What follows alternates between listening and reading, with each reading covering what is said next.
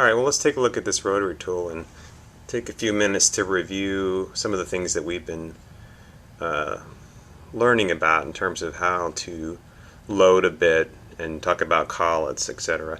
So basically, as I mentioned, this silver button here is the key to getting bits loaded and to changing collets. If you don't push that button, basically this the shaft will turn freely forever in either direction. And this is the mode the tool operates in when it's actually on and running with a bit in it.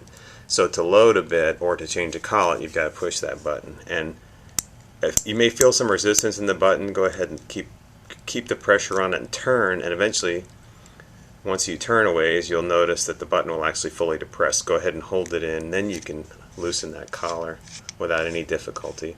If you've tightened it by hand, it'll loosen by hand, and if you've used a wrench, which we'll look at in a minute, you'll need that wrench likely because it will be too tight to turn by hand. So this knurled collar basically goes over the collet, and the collet is this small slotted collar that accepts a bit.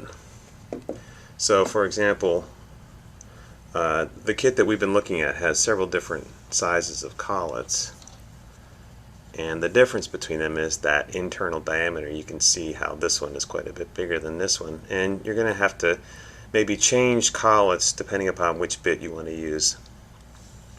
So here's a drill bit that comes in this kit, and you can see all I have to do basically is match that diameter with that collet, and I know this is the correct collet because it's a snug fit. If I selected a smaller drill bit, it obviously is mismatched and the collet isn't near big enough, or excuse me, the collet is not small enough to fit this bit, so I'd have to try a different collet for this small bit till I found one that matched.